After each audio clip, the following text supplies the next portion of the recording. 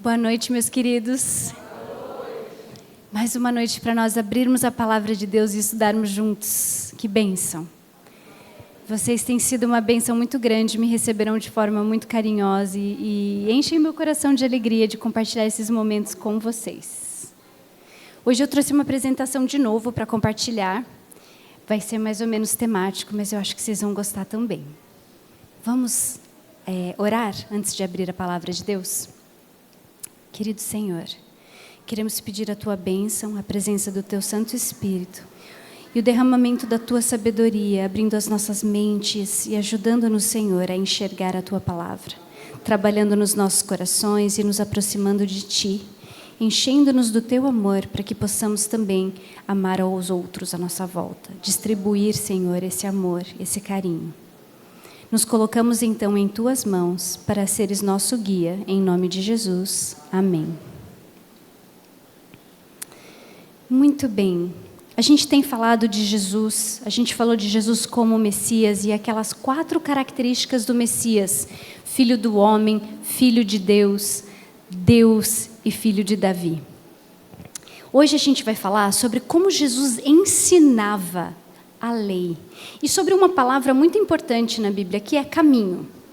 Então, assim, uma das coisas que a gente vai fazer na palestra é mostrar certas características da Bíblia que ajudam a gente a ler a Bíblia de maneira mais profunda e mais atenta. E uma dessas características é observar certas palavras. A gente chama a palavra caminho de uma palavra-chave na Bíblia. E ela é uma palavra-chave porque ela tem um significado especial. Ela é uma palavra que aparece muito, ou seja, que se repete muito. Mas ela também é uma palavra que passa a ter um significado diferenciado. Ela é uma palavra que simboliza algo além do que o seu significado literal. Então, quero que vocês pensem no caminho da seguinte forma. Deus representa o nosso relacionamento com Ele através dessa figura do caminho. Quando a gente caminha com alguém, a gente não vê essa pessoa só de vez em quando. A gente está juntos por toda a caminhada, como Abraão e Isaac seguiam caminhando juntos. Quando 2 pessoas estão no mesmo caminho, eles estão indo na mesma direção. Eles têm o mesmo propósito de alcançar o mesmo lugar. Então Deus representa o caminho. E Jesus disse: eu sou o caminho. Olha como ele usa essa palavra no sentido exatamente como ela é usada através de todo o texto bíblico. E é isso que é legal. Não é só no Novo Testamento, não é só no Antigo Testamento. Tem também muitos momentos em que Deus fala para as pessoas andarem nos meus caminhos. Se andares nos meus caminhos e obedeceres os meus mandamentos. Então você tem Deus mostrando que essa caminhada com Ele é esse relacionamento com Ele. Tem uma outra característica de como essa palavra é apresentada no texto. Eu gosto muito das histórias bíblicas. E elas não são só histórias, elas contêm teologia, elas contêm ensinamentos para nós. Então, tem muitas histórias que acontecem no contexto de um caminho. Então, Jesus, as principais conversas, e principalmente no livro de Marcos, que Jesus tem com os seus discípulos, são no caminho. Não é em Jerusalém ou no monte, é no caminho para Jerusalém, no caminho de Jerusalém para a Galileia. E naquele momento ele tem essas conversas com os seus discípulos. No Antigo Testamento também. Você tem histórias em que a palavra caminho é de extrema importância. Então, por exemplo, quando o reino de Israel e Judá é dividido, tem um profeta que encontra um homem chamado Jeroboão no caminho. E no caminho ele pega uma capa que ele está usando, corta em 12 pedaços, dá 10 pedaços para ele e fala: Deus vai dividir o reino e vai dar 10 tribos para você. Quando Jeroboão se torna rei da parte norte do reino de Deus lá em Israel, Deus fala para ele assim: se andares nos meus caminhos e fores fiel, eu te darei uma dinastia que permanece, que dura. E aí o que ele faz? Ele não anda nos caminhos de Deus. Aí ele diz assim, porque você não andou nos meus caminhos. Então você vê a palavra sendo usada de uma maneira muito interessante. O que a gente percebe é que durante o caminho, no caminho, é que acontecem os principais momentos das nossas vidas. Muitas vezes o caminho é apresentado, eu ouvi muito isso crescendo, o caminho estreito e o caminho largo. Um caminho estreito que leva ao céu e um caminho largo que leva à perdição. Mas eu gosto mais de representar como se fosse um caminho só e duas direções. Ou você está andando em direção à salvação, ou você está andando em direção à perdição. E as decisões que você faz nesse caminho mudam a sua vida toda. Quando você está indo em direção à salvação, mas você tropeça, você levanta e continua indo em caminho à salvação, você não se perdeu. Mas às vezes você nem caiu no caminho, nem tropeçou, mas você para. Quando você para no caminho cristão, você parou de ir em direção à salvação. Você está no seu maior risco. Não existe parar no caminho, é extremamente perigoso. Porque você não está mais indo em direção à salvação. Tudo bem que você não está indo para lá ainda, mas está muito mais perto de ir para lá do que estava quando estava firmemente andando para cá. E aí tem momentos em que a gente se desvia do caminho ou se vira no caminho e acaba escolhendo a direção errada do caminho. Então a gente consegue perceber no decorrer das nossas vidas os nossos momentos no caminho e na caminhada com Deus. Momentos em que a gente está com propósito e escolha, indo na direção certa, e momentos em que a gente não está. Mas tem uma outra categoria muito especial. As pessoas que estavam no caminho sem entender muito bem que direção estavam indo. E um dia aprendem sobre Jesus.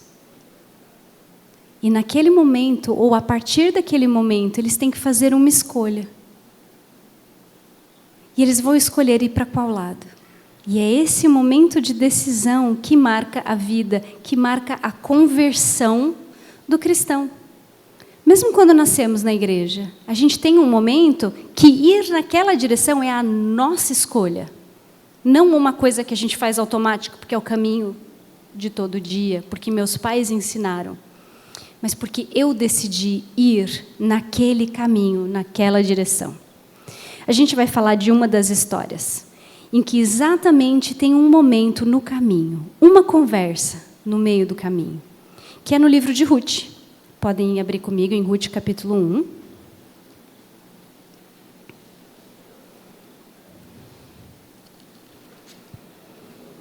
Essa palavra tem implícito muitas questões, essa palavra, esse capítulo, muitas questões de caminho. Uma delas é, no começo do capítulo, um homem que mora na terra de Judá.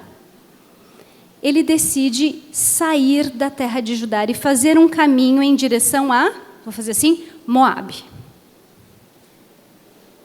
Então ele vai em direção a Moabe. É triste, né? Quando você para e pensa exatamente no decorrer do caminho, um homem que está na terra prometida e decidiu ir para Moabe. Então ele faz uma rota na direção oposta da terra prometida. Vai, fica lá, aliás, ele não, né? Porque a impressão que o texto dá é que ele chega lá e ele morre. Ele tem 2 filhos, os 2 filhos se casam, passam 10 anos nessa terra, mas os filhos também morrem. E um dia, no verso 6, Noemi decide voltar para a terra prometida. Ela decide voltar, e agora, olha só que interessante a decisão dela. Ela está aqui. Ela pega um momento e está parada no caminho. É o momento em que ela pondera a decisão dela. Ela olha para lá e vê as bênçãos de Deus e decide voltar para a terra prometida. É interessante que esse verso 6 está escrito completamente fora de ordem cronológica, todos os verbos, porque ele diz assim: Primeiro ela se dispôs, ela está na ordem, né? Se dispôs com as suas noras para voltar da terra de Moabe. Porque enquanto nesta ouviu, ou melhor, ouvira que o Senhor se lembrara do seu povo, dando-lhe pão. Se a gente organizar esses verbos, a gente vai pensar o seguinte: o que aconteceu? Deus se lembrou do povo primeiro. Deus deu pão para o povo que ele se lembrou. Aí ela ouviu o que Deus fez e ela levantou para voltar. Se dispôs para voltar. Ou seja, a última ação dela é colocada em primeiro lugar. E na maneira como os hebreus pensavam e escreviam, eles gostavam de fazer essas organizações diferentes, porque eles queriam sempre colocar em primeiro lugar a ação mais importante. Então, a ação mais importante, que uma tradução melhor, pelo menos da minha versão, seria levantar, ela levantou, é a ação mais importante desse verso. Aí você para e pensa, puxa, mais importante do que Deus lembrou do seu povo e deu-lhe pão? Como é que a ação de uma pessoa é mais importante do que a ação de Deus? Porque a ação de Noemi é a ação que realmente muda a vida dela. A bênção de Deus está caindo. É a sua escolha se você vai ir lá participar, aceitar, se incluir nessa bênção ou não. A salvação de Deus já foi paga. Jesus já pagou o preço da sua salvação. É a sua escolha que vai mudar a sua vida, se você vai aceitar ou não. Se você vai querer a bênção. No momento em que Noemi levanta, ela está decidida a ir aonde Deus está abençoando. Aonde Deus quer que ela esteja, a ir para a terra prometida. O mais interessante é que ela faz essa decisão mesmo sem achar que Deus ainda gosta dela. Se vocês lerem o resto do capítulo, ela ainda fala assim, não, Deus se voltou contra mim, foi por isso que eu perdi todo mundo. Ela não acha que merece, ela não acha que Deus se importa, mas Deus se importa tanto que cuida dela esse caminho todo e traz a nora para cuidar dela. E aí no verso 7 diz assim, saiu pois ela com suas 2 noras do lugar onde estivera, e indo elas, aqui na minha tradução está caminhando, mas também no original elas estão no caminho. E esse indo elas no caminho, fica essa percepção de que você está no meio. E é interessante, por que ela não fala com as noras para voltarem antes de sair? Não faz mais sentido? Fica aqui, eu vou sozinha. Mas é porque está sendo construída a decisão de cada uma delas. Então, é no meio do caminho que a gente faz a decisão de para que lado a gente vai. Porque nós estamos todos continuamente no meio do caminho. A gente ainda não chegou em nenhum destino. Estamos aguardando a chegada na Terra Prometida. Então, ela naquele momento vira para as noras e diz assim, minhas filhas, eu não tenho nada para oferecer para vocês. Voltem para a casa dos seus pais, para a casa das suas mães, para os seus deuses. E as meninas não querem voltar. O mais interessante é que na cabeça de Noemi, voltar dela é para cá. Mas o voltar das noras é para lá. E aí está uma lição. Na cabeça de Noemi não é isso que ela está pensando. Ela está pensando no que ela vai prover para suas noras. Mas teologicamente há uma lição de para que lado estamos levando ou enviando as pessoas à nossa volta. Estamos ajudando as pessoas a ir na direção certa do caminho? Ou a gente acha que esse caminho é só para nós? Você pensa diferente, então você vai para lá, tá? Eu penso assim, eu venho para cá. Pensem, como que a gente guia as pessoas? E para que lado estamos levando as pessoas? E aí você tem, nas 2 noras, as decisões que elas fazem. Uma decide voltar de onde ela saiu. Mas a outra decide voltar, e ela usa essa palavra, voltar com a sogra, para um lugar do qual ela nunca esteve. Então, para ela, é interessante, não é voltar mas no coração dela é voltar. E para a gente também, porque quando a gente mira na Terra Prometida e fala, eu vou voltar para a Terra Prometida, é um lugar que a gente nunca esteve, mas que está tão presente no nosso coração que nós estamos voltando para casa. E é assim para Ruth também. E Ruth faz a decisão certa no caminho e segue para aquele lugar. Aqui eu tinha os versos, mas eu me empolguei e esqueci de mudar os slides. E a gente já viu esse. Eu gosto dessa imagem, a ideia de que elas estão assim no caminho e agora tem que ir para um lado ou para o outro lado, as escolhas que a gente faz. A resposta de Ruth dá essa sensação de voltar para casa, principalmente quando ela diz, o teu povo, e eu estou no fim do verso 16, o teu povo é o meu povo. E o teu Deus é o meu Deus. Então ela enfatiza que o presente dela já é esse. Eu já vivo essa realidade, você está só me levando para o lugar, de volta. Então essa é uma das histórias muito bonitas a respeito do caminho. E o que é o caminho? Tem mais uma história. A outra história é os discípulos que depois da morte de Jesus estão no caminho para Emaús. E eles estão tristes. A gente vai pôr Emaús aqui, a gente vai pôr Jerusalém, onde Jesus morreu ali. Eu imagino esses discípulos caminhando assim, sem muito ânimo. E aí aparece esse estranho e começa a caminhar ao lado deles. Olha como é Jesus caminhando do seu lado no caminho. E eles, o próprio Jesus se aproximou e ia com eles. E começando por Moisés e por todos os profetas, explicou-lhes o que deles se achava em todas as Escrituras. Então, Jesus está andando ao lado deles. Eles estão indo para o lado errado e Jesus continua andando do lado deles, abrindo as Escrituras para eles, passo a passo, a tal ponto que quando eles chegam no seu destino, eles reconhecem quem Jesus é. E imediatamente correm de volta para Jerusalém. Olha que bonita lição por trás dessa compreensão do que é o caminho, do que é Jesus ao nosso lado através de todo o caminho e a nossa chegada no lugar, como Ele nos faz querer ir para o lado certo do caminho, mas como Ele está do nosso lado, mesmo se a gente estiver indo para o lado errado. Então a gente vê esse amor e esse cuidado de Jesus.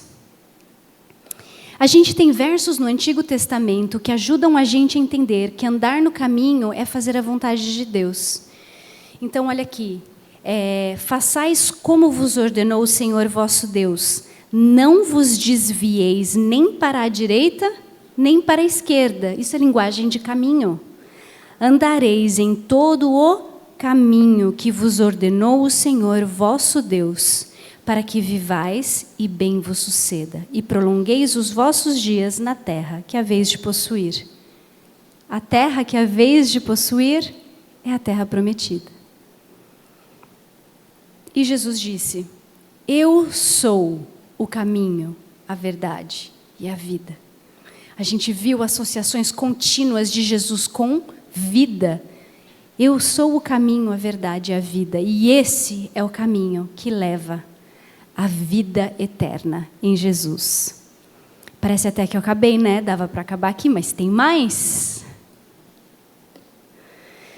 Como que é o caminho? Se o caminho é obedecer à lei, fazer as coisas que Jesus pediu, e ele disse, Deus diz no Antigo Testamento, se me amardes, obedecereis os meus mandamentos. Como que Jesus explica a lei? Ele quebrou a lei quando esteve entre as pessoas, quando viveu na terra? Ele quebrou o sábado? A gente aprende muito disso, do cuidado que ele tem com o sábado. O sábado é o melhor exemplo para a gente entender melhor tudo que Jesus faz com relação à lei e como tudo que ele explica com relação à lei. E a gente vai ver exemplos disso agora. Então, por exemplo, primeiro ele diz: não penseis que vim destruir a lei ou os profetas. Não vim destruir, mas cumprir.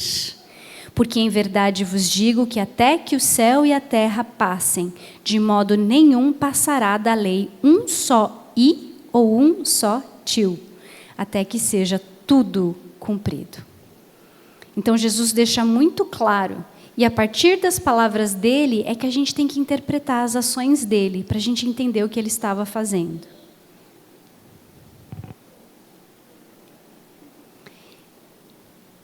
O maior discurso de Jesus a respeito da lei é o discurso que ele faz, e que está registrado em Mateus 5, que ele faz em cima de um monte, onde ele fala, a gente chama de um monte das bem-aventuranças, à beira do mar da Galileia.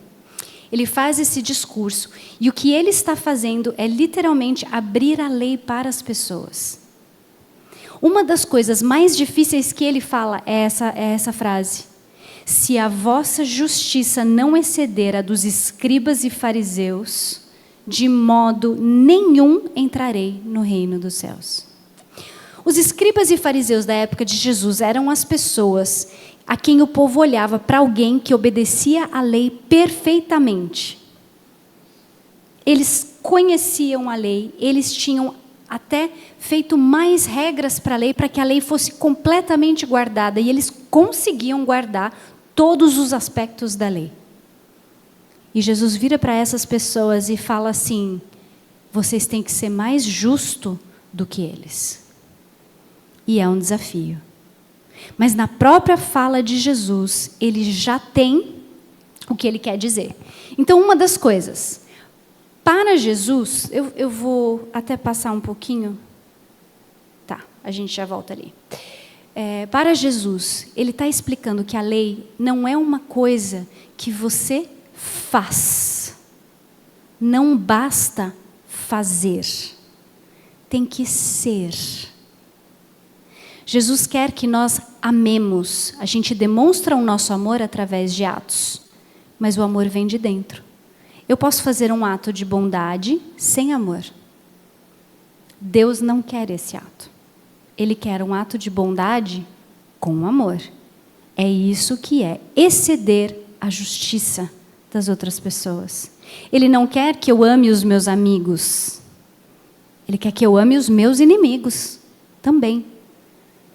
Então, ele põe um desafio a mais. Se a gente para, e vamos usar como exemplo os 10 mandamentos. Se a gente parar para pensar nos 10 mandamentos, os 10 mandamentos são uma coisa que a gente às vezes pensa numa lista do que fazer. Mas eles não são uma lista do que fazer. Eles são uma descrição de como ser. Porque quebrar um dos mandamentos altera quem a gente é. Se você mente, você é mentiroso. Se você rouba, você é ladrão. Se você mata alguém, você é assassino. Altera-se quem você é, a tua essência. Esses mandamentos mostram para a gente que não é uma questão de fazer, não é uma lista para eu olhar no meu dia a dia e lembrar o que eu tenho que fazer hoje. Você precisa dessa lista? Não roubarás, não roubarás, não roubarás. Não, né? Senão você vai acabar roubando. Tem que lembrar todo dia de manhã? Não. As leis do 10 mandamentos não alteram quem o cristão é. O cristão é a pessoa que não rouba. O cristão é a pessoa que não mata. O cristão é a pessoa que ama até os inimigos. Então Jesus diz: se você está fazendo a lei só de fachada, não é suficiente. Essa é a justiça do fariseu e do escriba. Você tem que ir além. A lei tem que vir do seu coração. E eu vou falar do sábado hoje também. O sábado também não deve ser uma lista do que se deve fazer. O sábado tem que ser a essência de quem o cristão é, de dentro para fora, entendendo realmente que aquele dia é um presente. Mas a gente chega lá. E aí a gente tem certas características agora, e a gente vai falar da palavra cumprir. O primeiro significado da palavra cumprir que vem à mente é o significado de fazer. Mas Jesus vai além do fazer. E eu tenho aqui 3 coisas que Jesus faz. Ele vem para cumprir cumprir as promessas feitas no Antigo Testamento e as profecias a respeito dele. Ele cumpre, ele realiza essas coisas acontecem nele. Ele também cumpre a lei através de uma obediência perfeita, mas a obediência perfeita não é a lista do que fazer, é o ser. Jesus realmente amava os seus inimigos, todas as pessoas, com o amor mais sincero. Ele vive a lei de dentro para fora.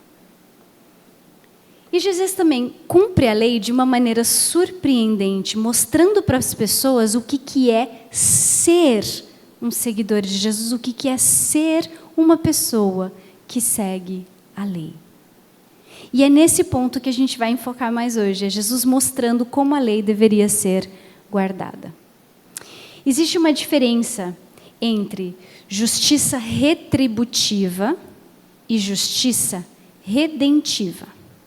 Justiça retributiva é a que nós estamos mais acostumados. Olho por olho, dente por dente. Justiça redentiva é o que Deus faz. Porque Ele dá a quem não merece a salvação. E Ele, que é inocente, paga o preço da nossa salvação. Isso não é uma justiça retributiva, é o contrário. É justiça redentiva. E Ele tenta ensinar isso para as pessoas. Então ele vai falar, ouviste o que foi dito, olho por olho e dente por dente. Eu, porém, vos digo que não resistais ao homem mau, mas a qualquer um que te bater na face direita, oferece-lhe também a outra. Alguns pensam que o objetivo de Jesus aqui é dizer que a gente tem que aceitar o mal desse mundo. Mas vocês acham que Jesus diria, aceitem o mal desse mundo? O pedido dele é muito mais difícil do que esse. Porque o pedido dele é que a gente viva uma justiça redentiva. Então, o que ele quer? Se alguém bate na tua face, você oferece a outra. Na regra do olho por olho, dente por dente, eu furo o teu olho, você fura o meu. Aí eu brigo com outro irmão ali, eu furo o olho dele, ele fura o meu, eu já fiquei cega. Daqui a pouco ninguém tem olho. Tudo aplicando a justiça. Mas a gente vê um equilíbrio de dois. É o teu pelo meu. E Jesus faz isso. São 2 tapas. O primeiro ele deu em você, o segundo você pode dar nele. Mas se ele bateu em você e você bater nele, ele vai bater em você e você vai bater nele. Aí talvez ele se irrite e vai bater em outra pessoa e essa pessoa vai bater nele. Essa pessoa vai bater em outra pessoa porque se irritou. E você só espalha maldade. Então Jesus fala assim, você pega aquele tapa que você pode dar nele e você dá na mão dele e diz assim, pode dar outro. Eu vou tomar o tapa que você merece. Isso é justiça redentiva. E isso é você se tornar não vítima, mas em controle da situação. Você escolhe tomar a punição do outro. É isso que Jesus está falando. Tem outro exemplo que eu gosto, esse da segunda parte. Aquele que te obrigar a caminhar 1000 passos, é 1 milha, vai com ele 2 milhas. E era muito comum os romanos torturarem as pessoas pegando os seus cargos. Calcula-se que o fardo do romano que ele carregava para viajar era uns 40 quilos. Então ele pega ali um cara e fala assim, agora você vai carregar o meu fardo aí 1000 passos comigo. E o cara era obrigado, dentro dessa subjugação. Quando chega no final dos 1000 passos, o que Jesus sugeriu? Você vai parar ali e vai dizer, não, pode deixar, eu carrego mais 1000. E de repente, você que era vítima da opressão, você se torna alguém que está ajudando, abençoando o seu inimigo. Porque agora eu vou carregar o seu fardo para você. Não tem problema. Agora você me deve um favor. Agora você é abençoado pela minha bondade. Na justiça redentiva, o bem prevalece. Porque se você paga com justiça e você paga o mal com o mal, há uma contínua cadeia de mal. Mas se você aprende a retribuir com o bem, você quebra o ciclo do mal.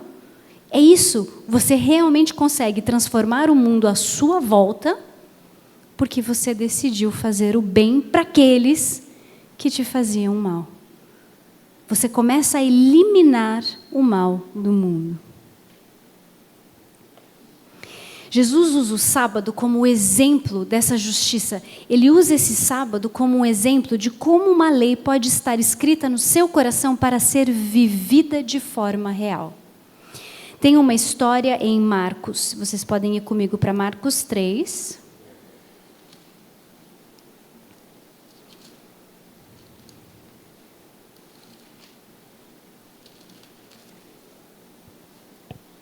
Verso 1.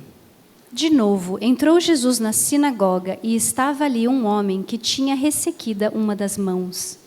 E estavam observando a Jesus para ver se o curaria em dia de sábado, a fim de o acusarem. De onde veio essa atitude? Se olhar um pouquinho antes, os discípulos de Jesus tinham colhido um pouco de grão no sábado e comido. E no verso anterior, nos versos 27 e 28 do capítulo 2, que já são assim a apresentação desse capítulo, Jesus diz: o sábado foi estabelecido por causa do homem e não o homem por causa do sábado, de sorte que o Filho do homem é Senhor também do sábado.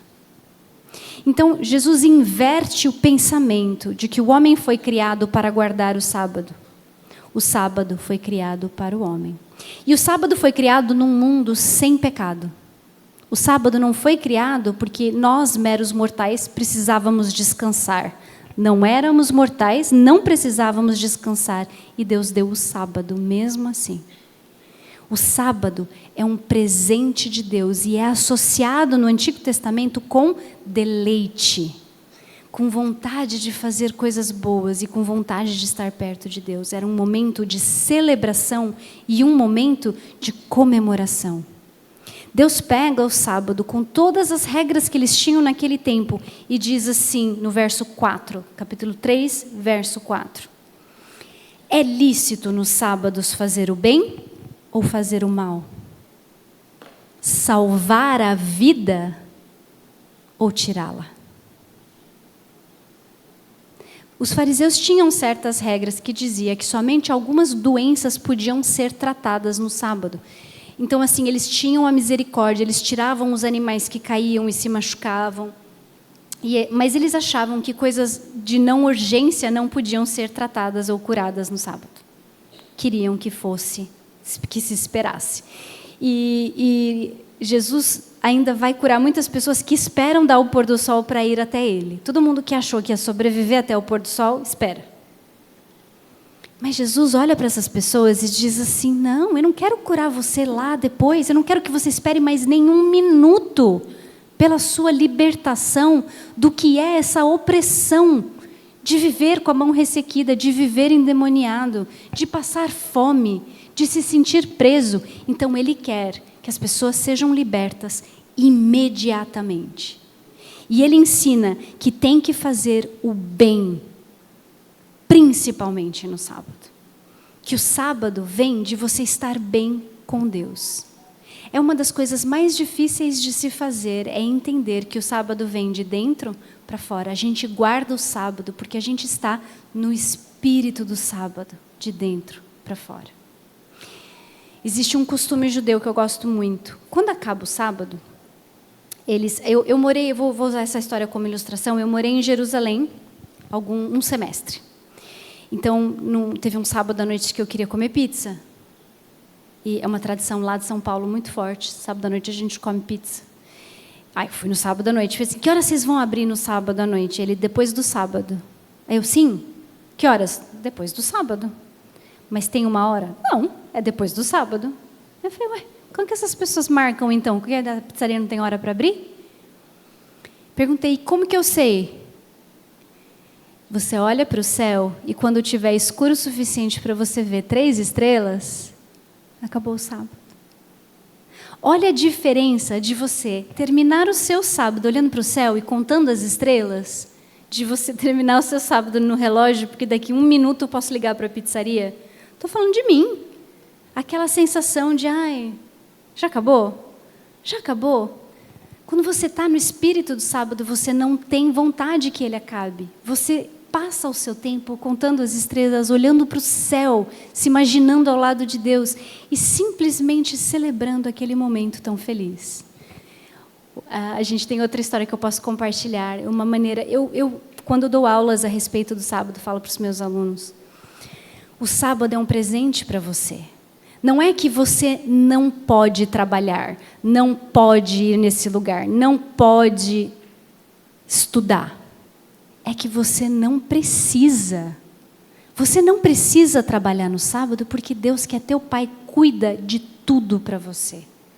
Você não precisa se estressar no sábado porque Deus, que é teu Pai, cuida de tudo para você. Você não precisa estudar para aquela prova no sábado porque Deus, que é teu Pai, cuida de tudo para você. A paz do sábado vem da nossa confiança e relacionamento em Deus. A certeza que Ele está cuidando da gente o tempo todo. Eu não preciso trabalhar porque Deus vai prover o que faltou nesse dia. Eu não preciso estudar porque Deus vai abençoar o meu outro estudo, os outros dias que eu me esforço para isso. Tudo Deus coloca nas nossas mãos. E essa confiança, o povo de Israel vivia até um ano sabático. E era um ano em que eles não podiam plantar nada. E a confiança vinha de saber que o que crescesse ia alimentá-los e ia ser suficiente. É essa fé, é esse relacionamento, é um dia feliz de comemoração de tudo que Deus nos deu e fez por nós. O sábado é associado a deleite. Deus não quer só que a gente guarde o sábado, tá? Mas que a gente chame ao sábado deleitoso. Porque o sábado é esse presente para nós. O interessante é que a maneira como Jesus atuou na terra, Ele estava constantemente dando descanso, provisão, liberdade e cura para as pessoas. É como se todos os dias perto de Jesus fosse um sábado.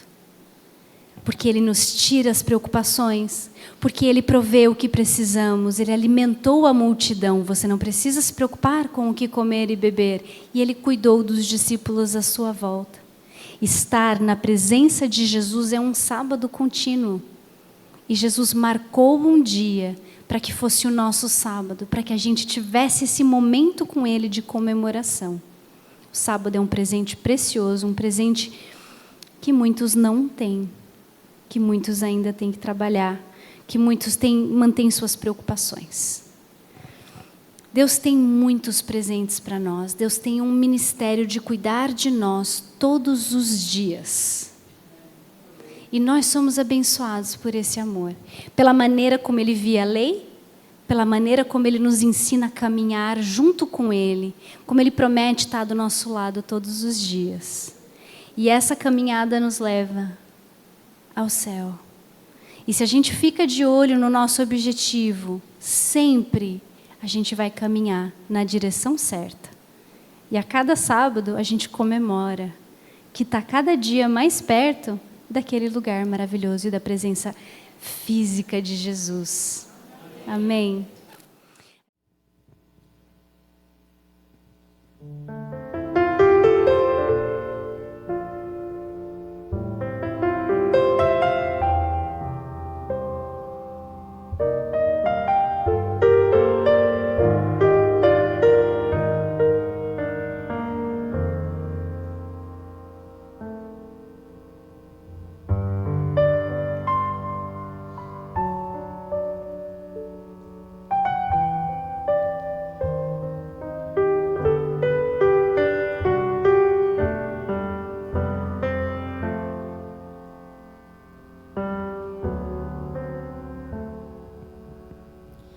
Não peço apenas pelo pão, não peço apenas por um mundo sem conflitos, não peço apenas proteção, não peço Peço apenas paz ao coração aflito. Não vou pedir mais uma vez que a minha vida seja isenta de fracasso, mas vou ficar bem junto a ti e nunca mais fugir pra longe dos teus braços.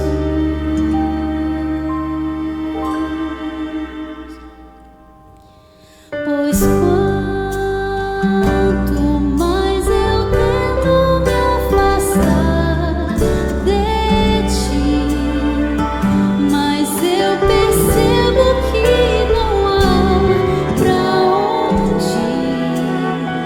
Sou como um filho que insiste em partir.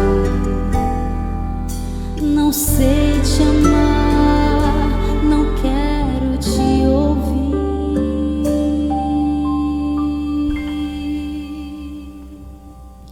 Me ensina a dar somente um passo cada vez. Quando eu quiser de novo andar na tua frente, me ensina a confiar, me ensina a descansar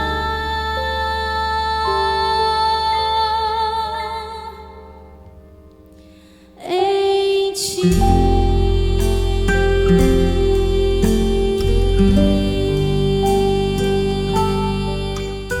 A oração que eu vou fazer é uma bênção sacerdotal. Ela se encontra em Números 6, do verso 24 ao 26. E eu vou pedir permissão para fazer em hebraico sobre vocês. Depois eu vou falar a tradução. Eu tenho ela mais em hebraico, eu vou até traduzir depois do hebraico para lembrar todinha. Mas Jesus, o próprio Deus deu essas palavras ditadas para que o sacerdote abençoasse as pessoas desta forma.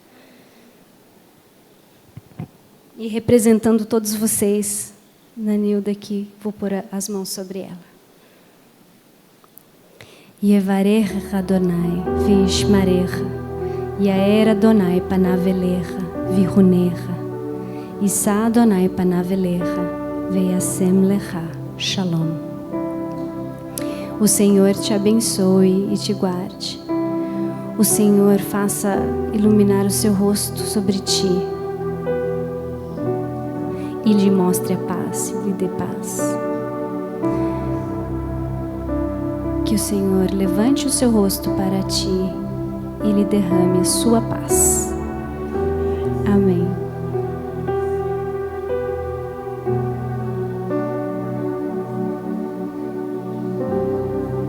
Deus já está com vocês, já está conosco. Amém.